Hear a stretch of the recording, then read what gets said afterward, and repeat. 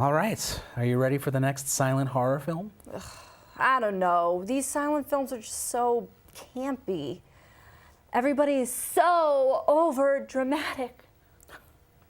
Well, that's the point. I mean, it wouldn't be until 1927 where we would see our first talkie, the ever-famous The Jazz Singer. But before that, everybody needed to be overly expressive to portray to the audience their range of emotions, such as fear, shock, and total terror! Yeah, see? That's a good example of confusion. You know, you would have made a great silent actress.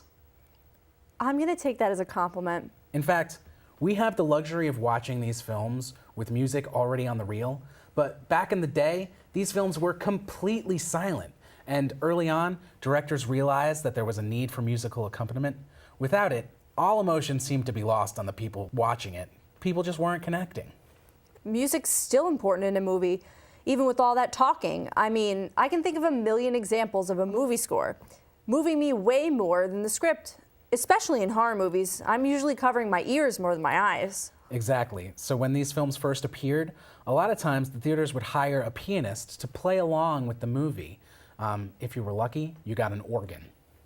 That's it? Yeah, for the most part. And you thought these movies were boring now.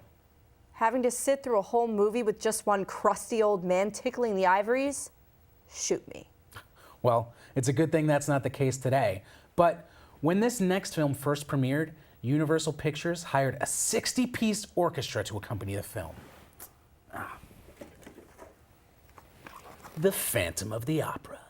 Well, that makes sense. What's an opera without an orchestra? Now, this is a story I'm familiar with. Of course, it's been told and redone hundreds of times. In fact, it currently holds the record for being the longest-running Broadway musical of all time. But the film itself holds, some very special accolades of its own. Can you tell me the first color film? Well, I would say The Wizard of Oz, but I have a feeling you're going to tell me I'm wrong. Yep. While The Wizard of Oz and Gone with the Wind are regarded as the first color films, the use of color in movies dates back as far as 1902. While Technicolor wasn't perfected until 1939, and people first gazed in wonder upon the land of Oz, the first film to tinker with it was none other than... The Phantom of the Opera? Bingo. The use of two-color Technicolor was used in certain scenes to add an eerie purple hue to the wide shots of the Great Opera House. There's even a scene where we see the Phantom himself in a very stylish bright red robe. This scene was hand-painted, painstakingly, frame by frame, to douse the Phantom in sinister red. Well, I'm ready to take a look under the mask. You know the story. You want to set the stage for our viewers? Absolutely. Picture it. Paris, France, 1870. The Paris Opera House is being sold to new owners, but it comes with a warning.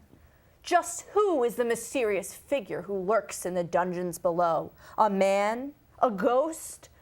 A Phantom of the Opera?